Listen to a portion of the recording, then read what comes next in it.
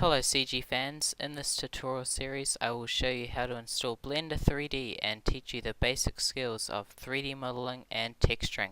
All content shown on my channel will be able to be followed along for 100% free, so let's get started. So to start off episode 1, I would just like to talk a little bit about Blender and its capabilities. Blender is a 100% free open source software that is up competing with some of the even higher end 3D softwares.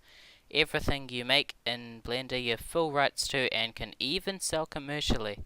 So enough talk, let's install Blender. So first, just load this up. So first head over to blender.org. So blender.org. Go ahead and search that, and then up in the top middle of the screen here is a download button, so go ahead and click on that. Once that has loaded, go and hit try Blender 2.8 beta. When that loads up, you'll see this screen. So it has options for Windows, Mac OS and Linux, so you can choose whichever one you need. If you don't know what 64 and 32-bit means, don't worry, you can download either one. So that might take a little while. I've already downloaded it. So you want to go ahead and find the file. So it should look just like this.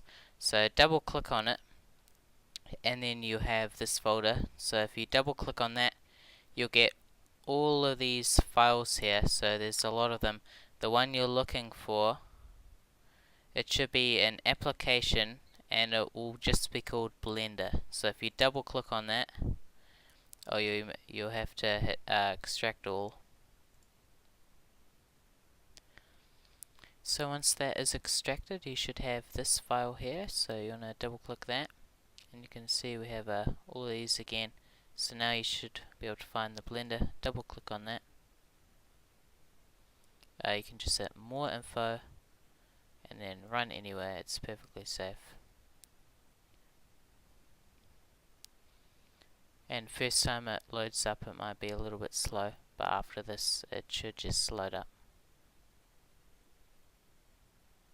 And there you go.